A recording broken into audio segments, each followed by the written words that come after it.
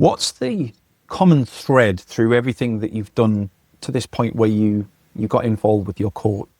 What is it that kind of is that guiding why, I guess, that sits in the middle of all of the roles that you've held? Because that's where we all get to where we want to go, right? That's the one thing. Yeah.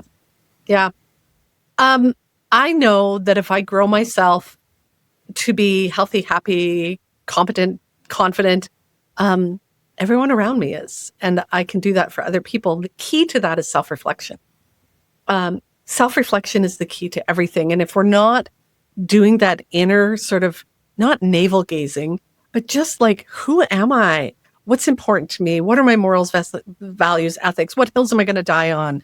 How do I want to show up? What's the impact I want to have? If we're not doing that work, we do become very self-centered and just focus on tick, tick, tick, got to get the meetings done and get through all of this.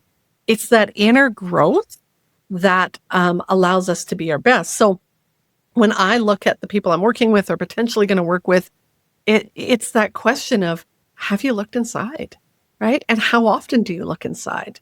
I was talking with somebody yesterday, and she was talking about, I make space because I'm always pushing my people to create space to be more intentional, right? I make space to get my calendar ready and plan my week and all this kind of stuff. And I said, I get that. But do you make time to ask yourself, how do I want to show up in this meeting? What's the impact I want to have? How do I want these people to walk out of this meeting feeling? Do you make space for that? Even like a minute before you go into that meeting? Because that's, I'm always talking about character, right? That's the character, your reputation. That's what people think of you. Not, the agenda items and, how long the meeting was, but who showed up to run that meeting. That's the impact. And self-reflection is key to that. Do you think that there was a point in time before you got involved in coaching that perhaps you were, I guess, swapping that success for the things that you really enjoyed doing? Like it ticked the box in terms of dopamine and fulfillment. Yeah.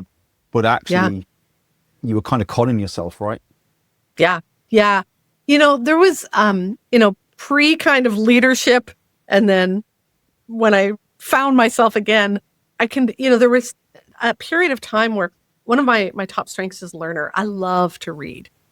My place is stacked with books all the time. I didn't read for years, like not a book, right? And the learning I was doing was so focused on whatever we needed to learn at that moment, right? It wasn't filling my soul. I stopped doing crafts. Like I love to crochet and paint and do that kind of stuff, gardening. And there was that period where I just didn't have the energy or the focus or the time or the desire to do the things that made me light up. So the hits I was getting was got that task done, got that meeting done, hired somebody, got the office set up, right? It wasn't the same.